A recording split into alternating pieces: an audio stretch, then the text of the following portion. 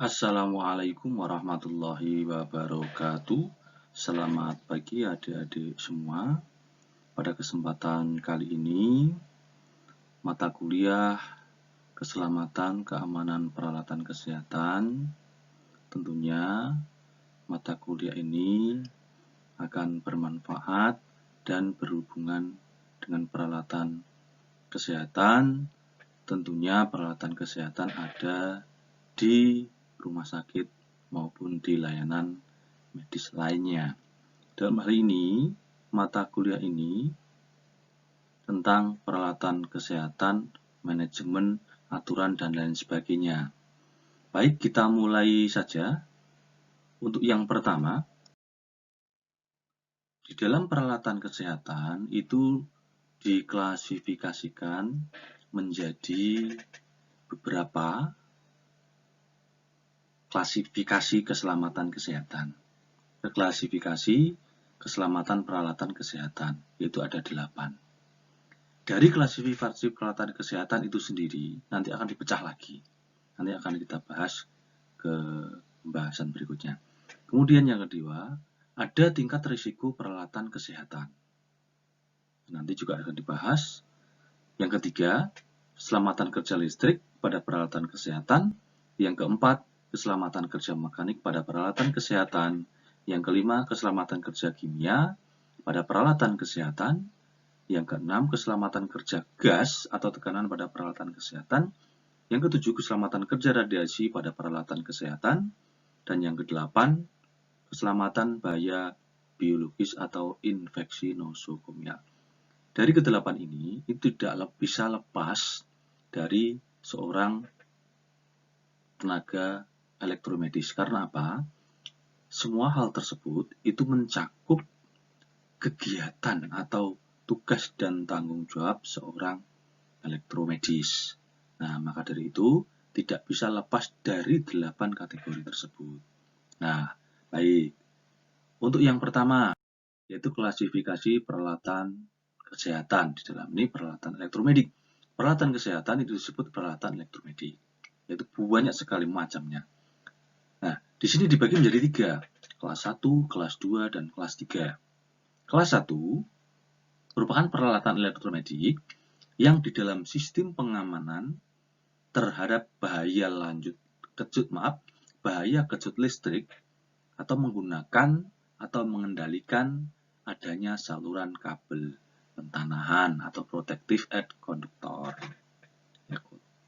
Kemudian kelas kedua adalah peralatan elektromedik yang di dalam sistem pengamanan terhadap bahaya kejut listrik tidak hanya menggunakan isolasi dasar atau basis insulation, tetapi juga menggunakan isolasi ganda atau double insulation.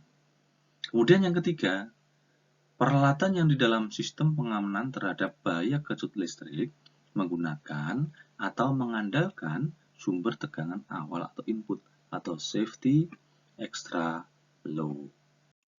Saya ulangi, kelas yang ketiga, peralatan yang di dalam sistem pengamanan terhadap bahaya kejut listrik menggunakan atau mengandalkan sumber tegangan awal atau input safety extra low voltage.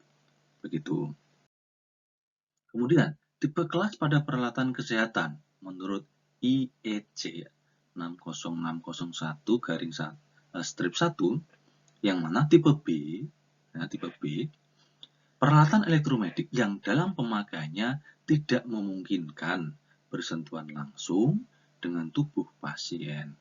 Dengan kata lain, peralatan ini tidak menggunakan atau memiliki applied part. Jadi, alat ini atau alat elektromedik ini, tipe B ini, tidak bersentuhan langsung dengan tubuh pasien. Nah, contohnya banyak sekali. Bisa termogan dan lain sebagainya. Begitu. Nah, kemudian alat tipe BF atau body protector. Ya, peralatan elektromedik yang dalam penggunaannya memungkinkan bersentuhan langsung dengan tubuh pasien atau applied part. Nah, serta menggunakan F tipe floating applied part.